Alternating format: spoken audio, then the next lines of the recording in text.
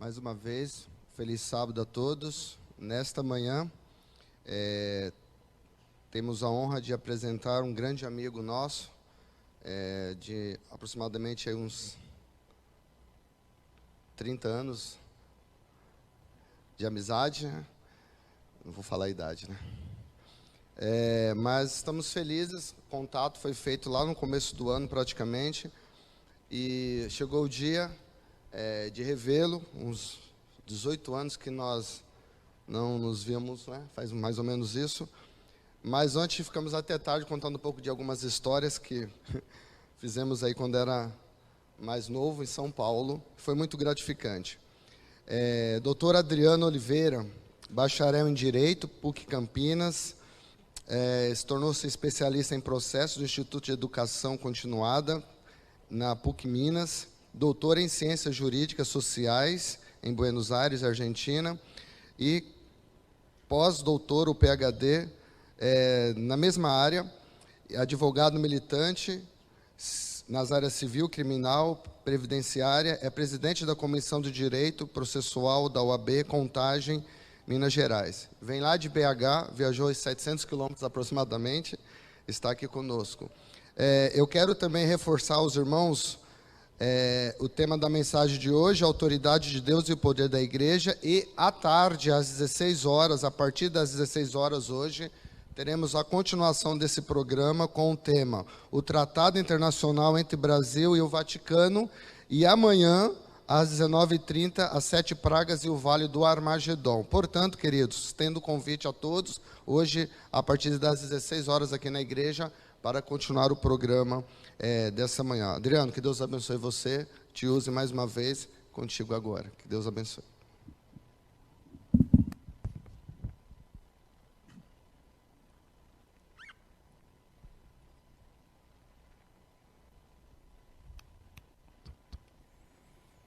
Saudações mineiras, uai.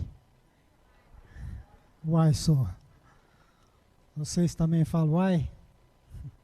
Nós lá, Minas, nós tudo fala.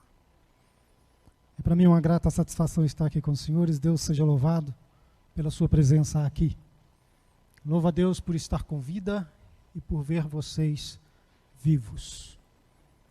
Falo isso com sinceridade de coração porque muitas pessoas ontem foram dormir e hoje não mais acordaram.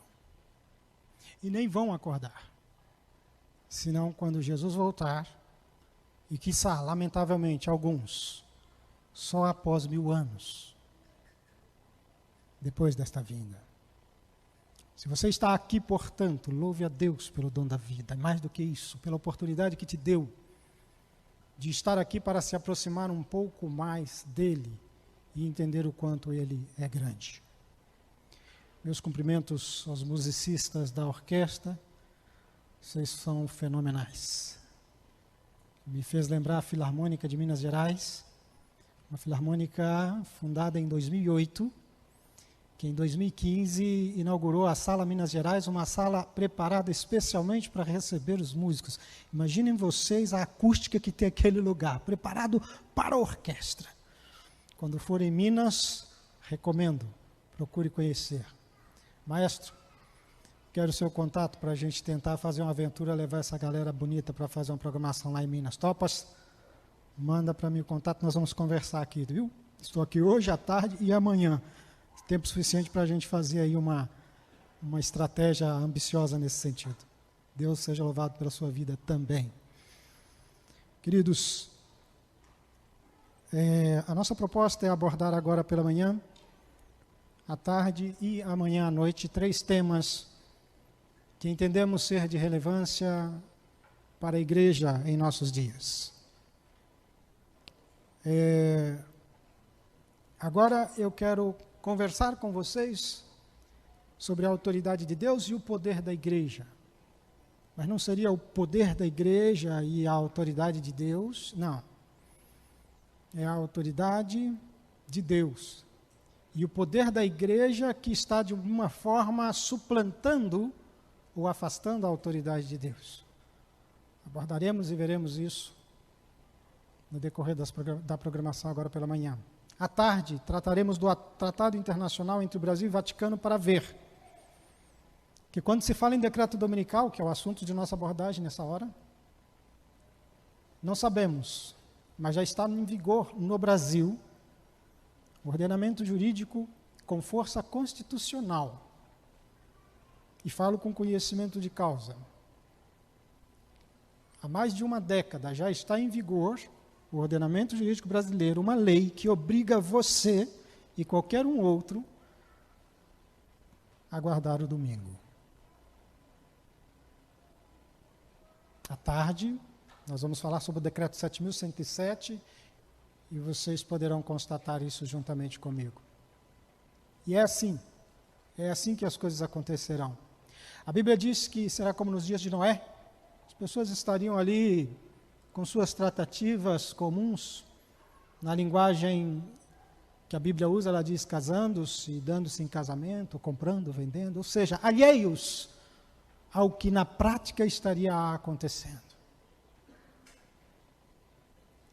E amanhã analisaremos as 7 pragas e o Vale do Armagedon, para entender um pouco melhor estas coisas. Há muita confusão tormentosa por aí acerca do Vale do Armagedon. Portanto, faremos agora uma análise teológica, à tarde uma análise prática e amanhã uma análise escatológica. Bem, decreto dominical. Primeiramente, eu devo pedir licença àqueles que estão na igreja há 40, 50, 60 anos ou mais, tendo em vista que esse assunto pode se lhe afigurar como um assunto primário, assunto que certamente você já estudou bastante, de modo que talvez servirá para você apenas como uma revisão daquilo que você já sabe, e já sabe muito bem. A minha reverência também, aqueles que neste auditório têm formação teológica, porque na minha condição de leigo em matéria teológica, eu sinto-me de algum modo, como diz o adágio popular, na posição de quem parece querer ensinar o padre a rezar a missa. Sobretudo eu peço essa respeitosa permissão para me dirigir a todos, como se ninguém aqui soubesse acerca do assunto, pouco ou muito,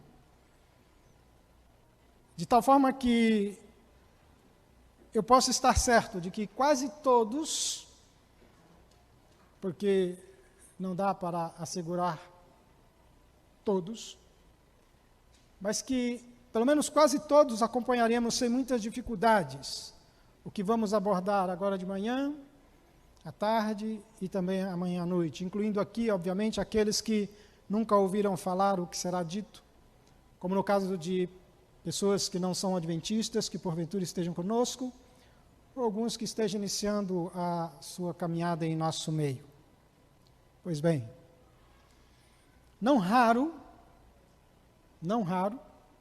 e nas últimas décadas muito mais, nós podemos encontrar líderes religiosos das mais diversas denominações afirmando que a Igreja Adventista do Sétimo Dia não se insere no rol de igrejas cristãs. Ela deve ser considerada, portanto, uma seita. A Igreja Adventista é uma seita, é o que diz muitos líderes religiosos. Entre outras razões, segundo afirmam esses referidos líderes, a Igreja Adventista é uma seita porque ela admite, segundo afirmam, doutrinas que não estão contidas na Bíblia Sagrada. Esse povo adventista acredita em umas coisas aí que não está na Bíblia, então é seita. Este é o principal argumento, principalmente no que tange a interpretação que damos à questão do assunto do santuário. Tomando este ponto como principal critério para identificar uma seita, segundo vamos dizer assim, o senso comum vigente entre os cristãos da atualidade, nós poderemos concluir, ao final veremos, diferente do que então pensam esses líderes, que a Igreja Adventista do Sétimo Dia não pode ser considerada uma seita, em se partindo do critério de que seita é aquele que acredita ou pratica doutrinas não escriturísticas. Por esse mesmo critério, há de ser considerada seitas a maioria das igrejas denominadas cristãs. Repita-se. Pode parecer duro e ácido o que eu estou dizendo. Mas repita-se. Isto, quando se tem em consideração que seita é aquela igreja ou instituição religiosa que admite doutrinas não escriturísticas, isto é, baseiam-se em doutrinas que não constam na Bíblia. Sob esse critério, sem adentrar ao mérito da questão, até porque tal mérito não é o objeto da nossa reflexão nesse ato, a maioria das igrejas que se dizem cristãs admitem, e não só admitem como praticam, que o domingo é o dia de descanso sagrado para os cristãos. Sem intenção crítica, mas apenas recordando o fato público e notório, nós podemos citar algumas igrejas, sérias igrejas, que admitem que o domingo é um dia sagrado para os cristãos e que, como tal, deve ele ser observado em substituição ao sábado do sétimo dia, conforme prescrito pelas Escrituras. Entre algumas sérias igrejas, as quais podemos mencionar, nós temos a Igreja Batista, a Igreja Metodista, a Igreja Presbiteriana, a Igreja Assembleia de Deus. E não poderia deixar de ser incluída nesse rol de igrejas sérias, veja, estou dizendo igrejas sérias, não poderia deixar de ser incluída aquela que é mais popular de todas as igrejas denominadas cristãs. Me refiro à Igreja Católica Apostólica Romana. Convém que se destaque, inclusive, a Igreja Católica Apostólica Romana, por uma razão de extrema relevância, que não pode deixar de ser considerada ao falarmos desse assunto. E até porque será o objeto núcleo, o objeto principal, portanto, da nossa reflexão. É de se destacar a Igreja Católica Apostólica Romana em razão de que foi ela quem instituiu, no âmbito da cristandade, o dia de domingo como um dia de guarda a ser observado.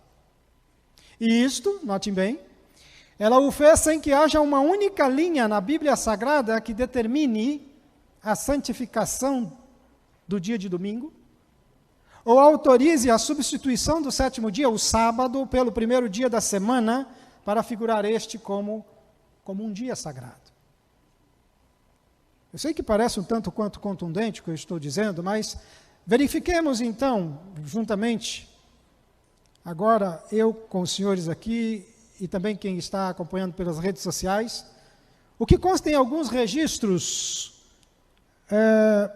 alguns documentos históricos recentes, embora não muito recentes, e também o que dizem alguns dignitários da Igreja Católica Apostólica Romana, através de suas lideranças ao longo do tempo. Antes, porém, de nós analisarmos esses documentos, eu devo dizer que eu tive o cuidado de cotejar todas as fontes originárias das informações que passamos a analisar a partir de agora. Vamos, pois, iniciar com a transmissão das lâminas. Alguém me auxilia? O passador aqui. Ok. Vamos começar com o Catecismo da Doutrina Católica do Convertido. Esta é uma obra publicada em 1957, onde lemos na página 50 o seguinte: Pergunta: qual é o dia de descanso? Resposta: o sábado é o dia de descanso. Pergunta: por que observamos o domingo em vez do sábado? Resposta: observamos o domingo em vez do sábado porque a Igreja Católica transferiu a solenidade do sábado para o domingo. Fonte catequista. Ainda na mesma obra, nós podemos ler uma outra pergunta, também bastante esclarecedora acerca do assunto. Pergunta: por que a Igreja Católica substituiu o sábado pelo domingo?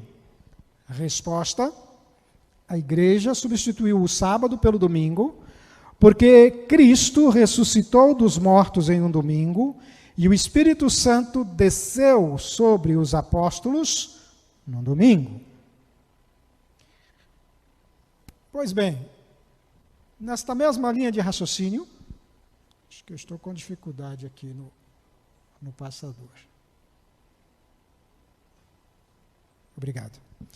Nesta mesma linha de raciocínio, Stephen Kenny, em um outro catecismo, e aí já não é o mesmo que vimos anterior, esse seria o Catholic Doctrinal Catechism, a terceira edição, página 174, questiona-se para então ensinar, vamos dizer assim, o seguinte: você tem alguma outra maneira de provar que a Igreja tem poder para instituir festivais de preceito?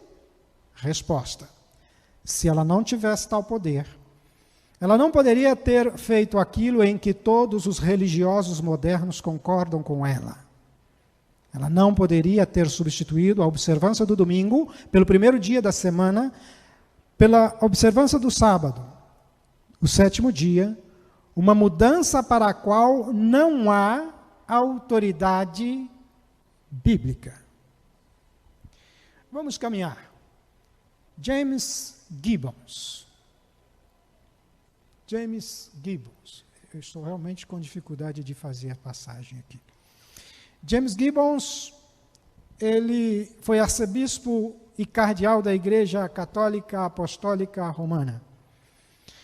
Ele foi segundo cardeal dos Estados Unidos, o segundo, e serviu como vigário na Carolina do Norte em 1868 até 1872, após o que se tornou bispo de Richmond de 1872 até 1887, e a partir daí como nono arcebispo de Baltimore, de 1877 até 1921, exerceu as suas atividades como clérigo da igreja. Ele participou em 1868 como cardeal no Concílio Vaticano, onde votou a favor do dogma da infalibilidade papal. Na proeminência deste dignitário, ele diz o seguinte, pode passar, eu vou me auxiliar por você aí, me auxilie por gentileza. Ou se alguém quiser tentar aqui uma solução para o passador. Aqui está. James Gibbons diz o seguinte: podeis ler a Bíblia de Gênesis ao Apocalipse e não encontrareis uma única linha autorizando a santificação do domingo. As Escrituras exaltam a observância religiosa do sábado, dia que nós nunca santificamos. Um outro clérigo da Igreja Católica Apostólica que escreveu algo confirmando ter sido ela quem instituiu o domingo como dia sagrado no âmbito da cristandade foi T.N. Wright. E o que T.N. Wright diz é extremamente relevante logo depois de lançar um desafio no mínimo interessante. Pode passar. Ele diz o seguinte, pode avançar. T.N. Wright diz o seguinte: já ofereci repetidamente $1.000 a qualquer pessoa que me prove apenas pela Bíblia que devo santificar o domingo. Não existe tal lei na Bíblia. É uma lei apenas da Santa Igreja Católica. Os relatos dizem que ninguém até hoje apareceu para reclamar o prêmio. Ele disse mais, pode avançar. A Bíblia diz, lembra-te, pode passar. A Bíblia diz, lembra-te do dia de sábado para o santificar. A Igreja Católica diz, não. Pelo meu poder divino, eu anulo o dia de sábado e ordeno que santifique o primeiro dia da semana. E eis, o mundo civilizado inteiro se curva em reverente obediência ao comando da Igreja Católica. Pode avançar. Louis Gaston Adrien de Séguier, conhecido como Monsenhor Séguier, ele era um francês de família nobre, muito estimado pelo Papa Pio IX, se tornou padre e ele exercia altos cargos, ajudando o Papa Pio IX em Roma.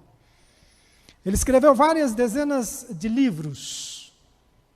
Consta que vendeu mais de 700.000 cópias, um número bastante expressivo para quem viveu entre 1820 e 1881. Entre os livros que o Monsenhor Séguier escreveu, está uma obra intitulada Plain Talk About the Protestantism of Today. Pode passar. Algo que, numa tradução livre, pode ser traduzido como uma conversa franca sobre o protestantismo. E nessa obra nós extraímos essa seguinte citação do Monsenhor Séguier. Foi a Igreja Católica que, por autorização de Jesus Cristo, transferiu este repouso para o domingo, em memória da ressurreição de nosso Senhor. Desta forma, a observância do domingo pelos protestantes é uma homenagem que eles prestam, contradizendo-se a si próprios, à autoridade da Igreja Católica. Uma contradição. Porque se são protestantes, deveriam protestar contra a pretensão da Igreja, e ela abertamente assume essa pretensão, de ser ou de ter a supremacia do mundo religioso. Não à toa o Papa é considerado infalível dentro dos dogmas da Igreja. Não à toa percebemos as coisas acontecerem no mundo, e quando você liga o seu televisor, você vê informações como do tipo, e eu despertei para isso nessa ocasião, ocorreu um acidente, um incêndio numa boate. Mais de 200 pessoas morreram, e de repente a imprensa dizia, o Papa disse que... E eu comecei a pensar, mas por que em tudo o Papa dá opinião e ninguém pergunta qual é a opinião dos adventistas? Por que ninguém pergunta qual a opinião dos batistas?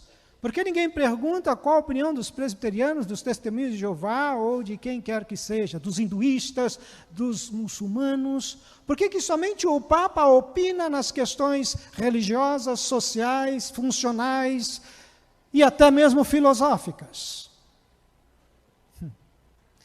À tarde a gente falará de forma mais detida sobre o assunto. Mas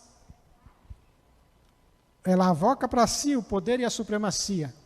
E os protestantes, segundo Monsenhor Séguier, prestam homenagem e reconhecem essa autoridade porque, ao aderirem ao domingo como dia do Senhor, aderem àquilo que ela colocou no lugar daquilo que Deus estabeleceu. E não sou eu que estou dizendo isso.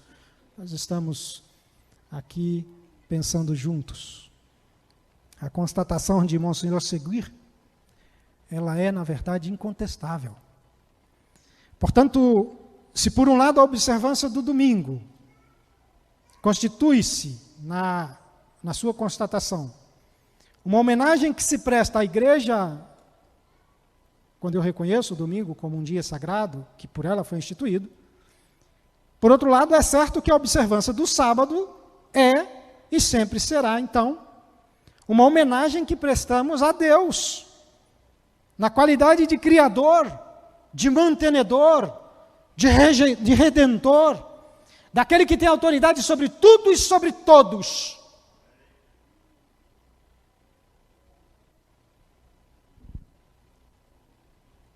Vamos à Bíblia.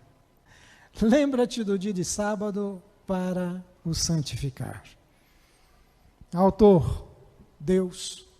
Fonte, Bíblia Sagrada. Ou alguém tem dúvida acerca disso? E olha que Gênesis 20, verso 8, não é a referência principal. É apenas uma delas. Aliás, podemos até dizer como referência principal, se quiser assim valorar. Mas não é a única. Mas sim, esta é uma ordem que tem como fonte a Bíblia. E o autor é o próprio Deus. E quando eu falo que o autor é Deus, eu quero dizer Deus mesmo. Não Moisés, como alguns querem nos fazer crer. A propósito, quando Moisés descreve ou escreve alguma coisa na Bíblia, ele costuma dizer o seguinte, abre aspas, assim diz o Senhor, fecha aspas. De modo que o patriarca foi um mero interlocutor da vontade divina. Mas já no tocante ao mandamento referente ao sábado, o 7º dia, não. Esse não foi Moisés quem escreveu. Mas foi o próprio Deus quem escreveu com o seu próprio dedo.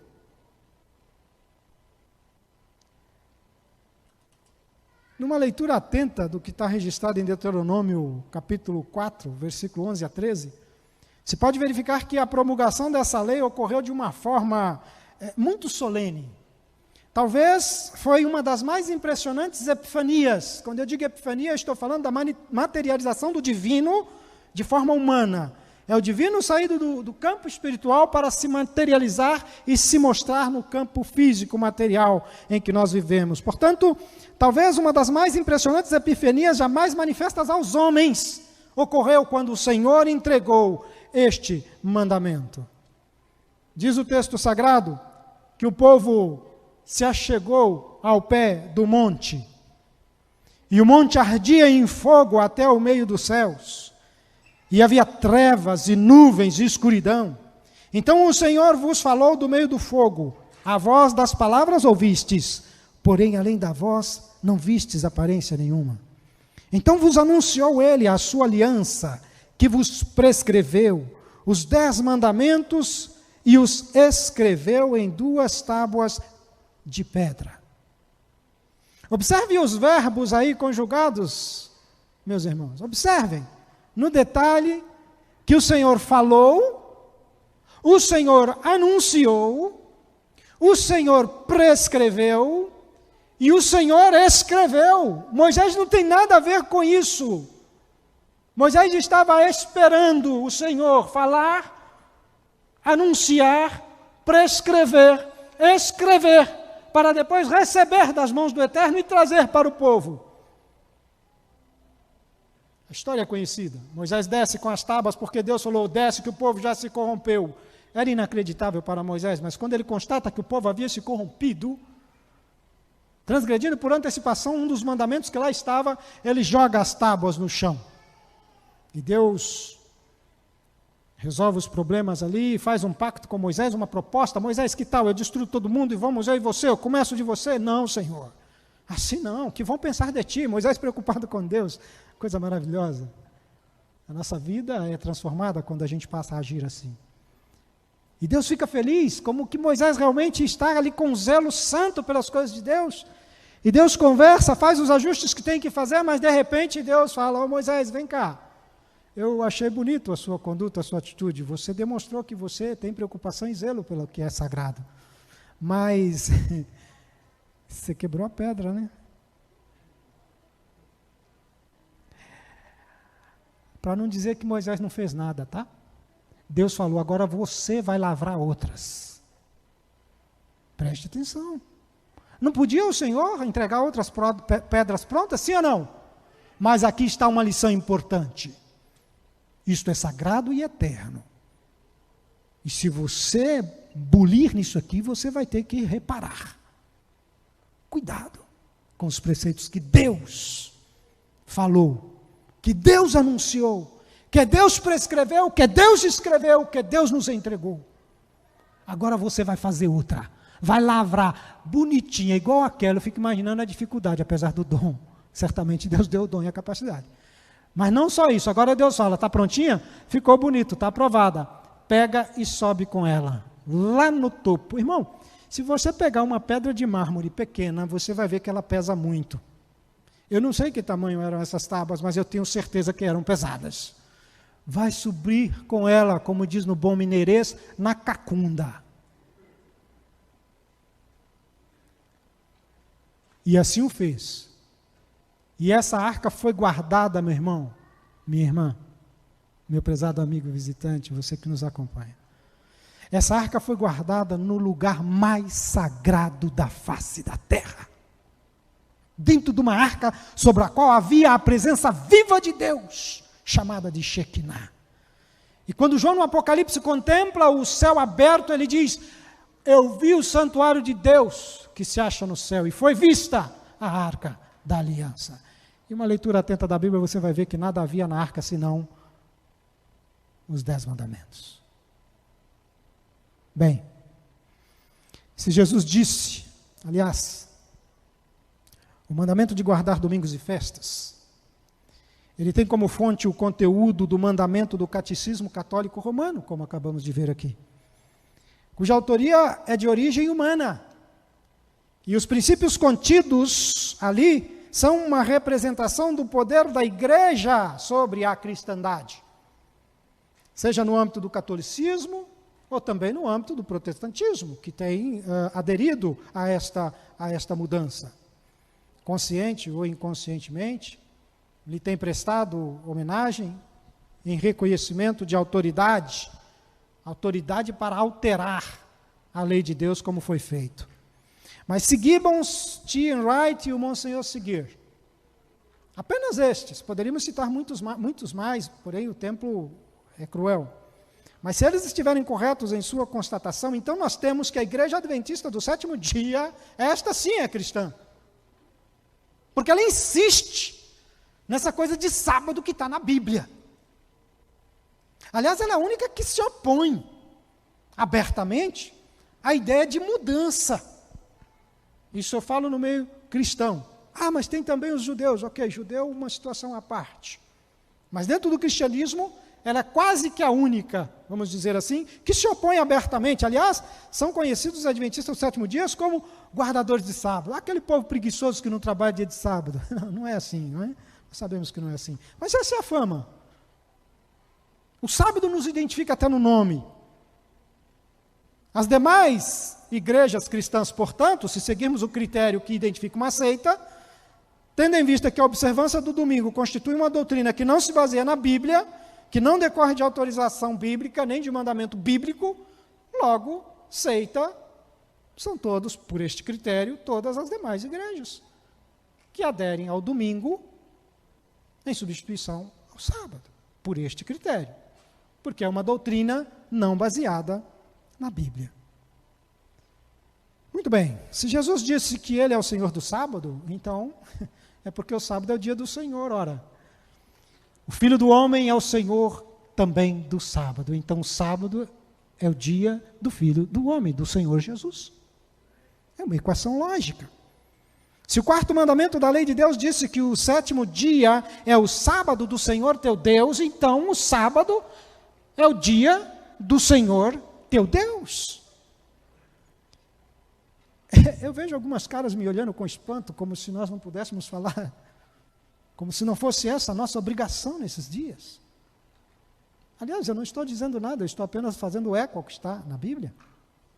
Se o Senhor, o próprio Senhor, lá em Isaías, chama o sábado de meu santo dia, é porque o sábado é o santo dia do Senhor. Ele está avocando isso para si. É Ele quem está dizendo que este dia é dele. Em São Paulo, aqui, estamos próximos. Pega a Avenida Brigadeiro Luiz Antônio, vai até o finalzinho. Quando você estiver a poucos metros do Parque do Ibirapuera, à sua esquerda, de quem desce, tem uma praça, chama Praça Dia do Senhor. Eu fiquei assustado enquanto office boy, era garoto, e estava dando meus primeiros passos na igreja, e de repente vi lá, Praça Dia do Senhor. Eu falei, olha que legal. Mas aí tinha uma placa dizendo assim, domingo é o dia do Senhor. Eu falei assim, ei. Queridos, o domingo é um sinal da autoridade da igreja, repito. Mas é necessário considerar que o sábado é o sinal da autoridade de Deus. A própria Bíblia vai dizer isso de forma expressa, e não uma só vez. Sinal da autoridade de Deus na Bíblia. Quer ver? Olha o que diz alguns textos apenas, que a gente pode analisar juntos aqui. Pelo que os filhos de Israel guardarão o sábado, celebrando-o por aliança perpétua nas suas gerações. Entre mim e os filhos de Israel é sinal o quê? Sinal do quê? Sinal de autoridade. Autoridade não é aquela pessoa que ordena e você se submete? É sinal para sempre. Por quê? Porque em 6 dias fez o Senhor o céu, a terra, e o 7º dia descansou e tomou alento. Ou seja, Ele tem autoridade sobre tudo, sobre todos, porque Ele é criador de tudo, porque Ele é criador de todos. E não para por aí. A Bíblia diz também lhes dei os meus sábados, para servirem de quê? Sinal do quê? Da autoridade. Sinal entre mim e eles, para que soubesse que eu sou o Senhor que os santifica. Mais adiante, santificai os meus sábados. Veja, o Senhor avoca para si. Pois servirão de quê?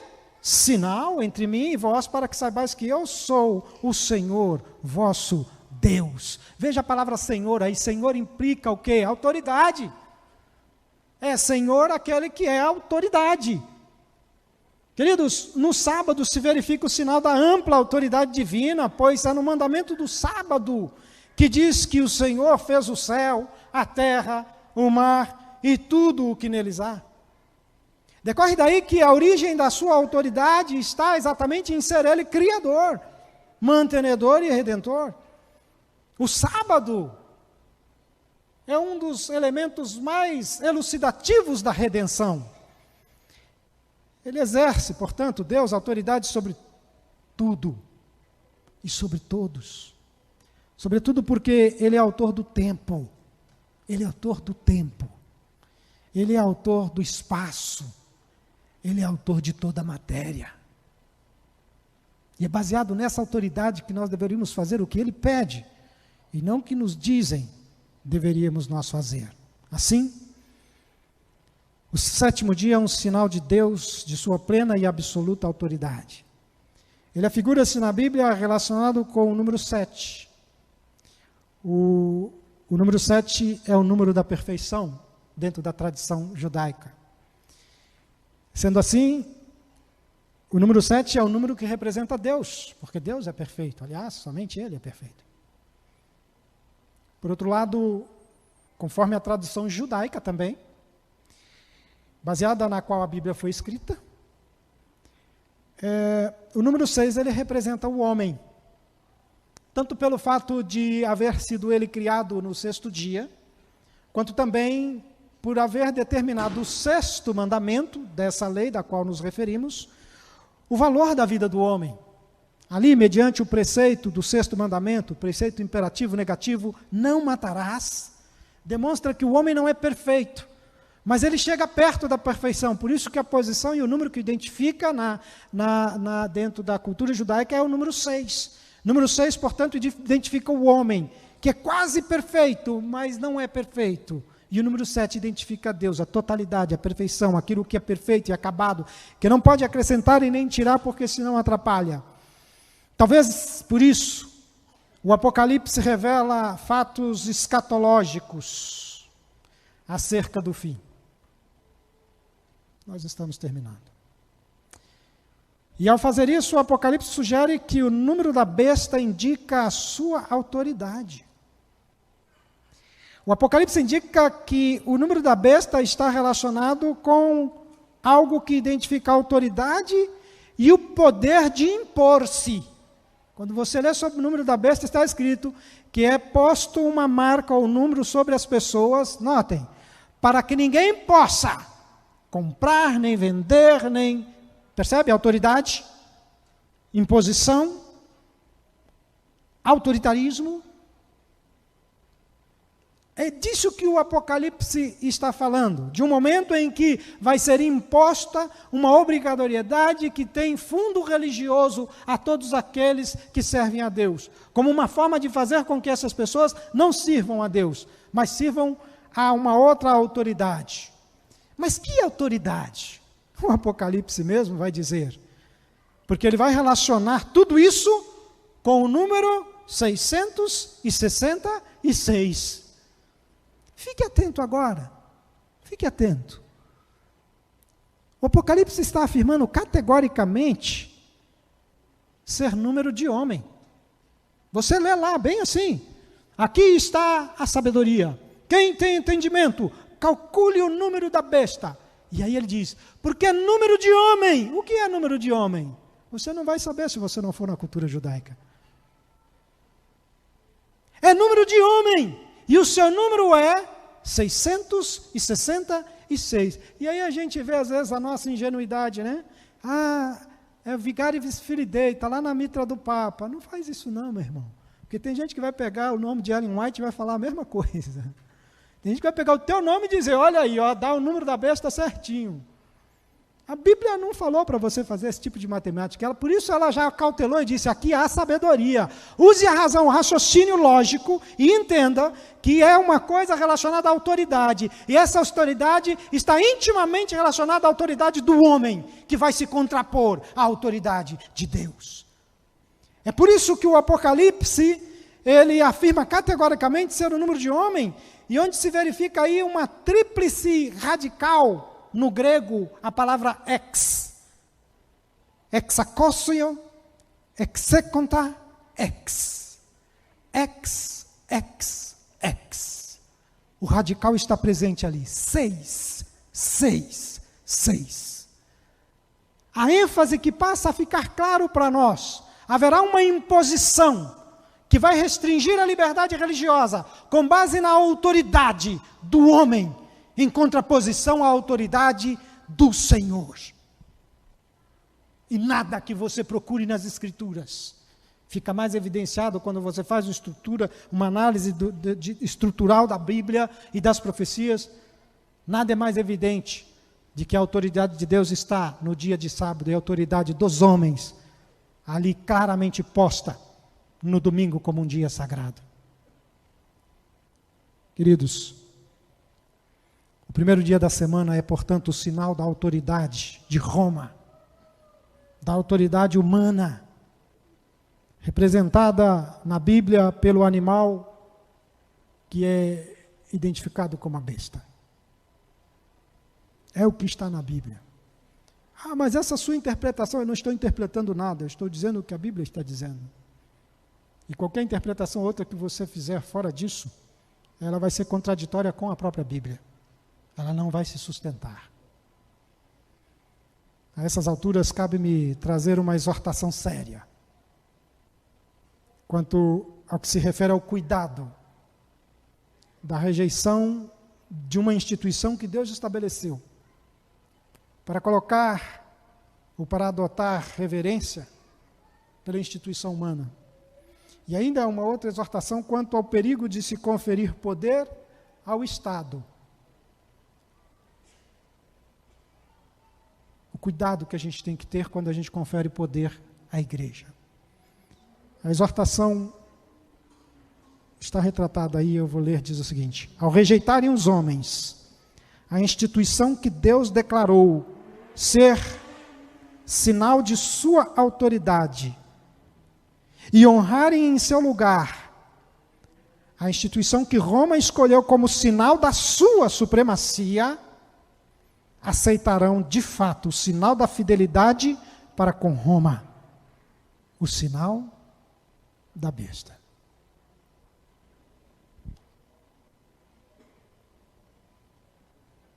Uma outra exortação quanto ao perigo de se conferir poder ao Estado e à igreja. Quando quer que a igreja tenha obtido o poder secular, empregou-o ela para punir a discordância às suas doutrinas. Qualquer página da história universal vai mostrar isso. E a igreja não nega. O Papa João Paulo II foi a público pedir desculpa por mais de 50 milhões de cristãos que a igreja matou durante a Idade Média. Mas o Papa Ratzinger já disse que se precisar farão tudo de novo. Quero lembrar-vos que o Papa Ratzinger não deixou de ser papa. E se você não se preocupa com isso, isso para mim pelo menos significa que os animais já estão entrando na arca. Quem ouve, entenda. Ou você não se recorda que quando Jesus foi crucificado, o argumento foi, nós precisamos acabar com isso para poupar o todo. O argumento do bem comum. Ou você não se recorda que também naquela ocasião havia 2 sumos sacerdotes. Ei, não pode haver 2 sumos sacerdotes. Você não atentou para isso ainda? O sumo sacerdote é um. Não pode haver 2. Mas você já leu na sua Bíblia que haviam 2, Anás e Caifás? Já se perguntou por quê? Já percebeu que há paralelos estruturais, histórias que se repetem na Bíblia? Vamos ver amanhã que as 7 pragas do Apocalipse é um paralelo estrutural com o que ocorreu no Egito. No momento o quê? Da libertação do povo. E o que vai acontecer nos últimos dias? Se não a libertação do povo? E o que antecede esta libertação? Se não o derramamento de 7 pragas. Mas às vezes a gente fala que as pragas são literais, quando chega na sexta a gente derrapa e diz que ela é simbólica. Vem estudar com a gente amanhã. Queridos, estamos vivendo um momento de 2 sumos sacerdotes. Eu não vou ter tempo para dizer para vocês dos sinais que ocorreram no céu quando o Papa renunciou. Mas eu vou citar, eu ia trazer esse lâminas, o tempo realmente não nos permite. Mas eu tenho esse trabalho, se oportunamente a gente pode vir para fazer um estudo específico sobre isso. Que a Bíblia diz que haveria sinais nos céus e na terra. Eu registrei, meu irmão, como que você vai ver que nós vamos trazer à tarde registrado no momento em que acontecia. Eu registrei praga de gafanhotos, registrei buracos aparecendo na terra, assim, do nada. Há um registro que talvez você se lembra. Na ocasião, o pessoal estava esperando um meteoro. E diziam, um meteoro que vai chocar com a terra. O pessoal, não vai não. Ele vai passar pertinho, mas não vai chocar não. E todo mundo aqui, olha, esperando o meteoro. De repente, na semana da renúncia, um meteoro surge desse lado. Cientista nenhum no mundo consegue explicar por que ninguém enxergou aquilo. Eles não conseguem explicar, porque aqui é que estava a expectativa de algo que viria. Sinais no céu e na terra acontecendo, e nós estamos alheios aos acontecimentos. Queridos, a igreja de Roma, ela não renunciou às suas pretensões, à supremacia. Você vai entender à tarde por que do tratado. É tratado mesmo, viu? Existe um tratado já assinado, um pacto internacional com força constitucional em vigor há mais de uma década. No Brasil. Nós vamos cotejar essa lei e você vai ver como que você hoje está obrigado a reverenciar a supremacia papal. A igreja de Roma ela não renunciou a essa pretensão de supremacia, e se o mundo e as igrejas protestantes aceitassem, ou melhor, se eles aceitam, um dia de repouso de sua criação, ou seja, criado pela Igreja Católica, ao mesmo tempo que rejeita o sábado bíblico, então essas pessoas acatam virtualmente essas pretensões de supremacia. Eles estão acatando isso. Por isso que o Monsenhor Segur fala que eles são incoerentes. E as igrejas podem alegar a autoridade da tradição dos pais da igreja para essa mudança. Podem alegar o que quiser. Mas quando fazem isso, eles estão indo contra um princípio, que é exatamente o princípio que separa os protestantes de Roma. Um princípio muito falado por Lutero, sola scriptura. Estão indo contrários a esta premissa. Protestam contra o quê? Se quando a Igreja Católica avoca para si a prerrogativa de poder mudar a lei de Deus, eu passo a aderir a ela. As pessoas podem ver que estão enganando a si mesmos, fechando voluntariamente os olhos para os fatos em relação ao que estamos falando. O sábado é o dia do Senhor, queira você aceitar ou não, porque o Deus eterno que deu essa lei é um Deus que não muda. E a sua lei é tão eterna quanto ele. Mas os cristãos de gerações passadas, eu tenho que dizer isso para finalizar. Eu fico feliz porque eles observavam o domingo supondo que, assim fazendo, eles estavam aguardando o sábado bíblico. E hoje, meu irmão, minha irmã, existem verdadeiros cristãos em todas as igrejas. Não excetuando, obviamente, na comunhão católica romana. Lá existem pessoas que creem sinceramente que o domingo é o dia de repouso divinamente instituído. E eu quero dizer uma coisa para você, adventista. Deus aceita a sinceridade de propósito de tais pessoas, como também aceita a sua integridade.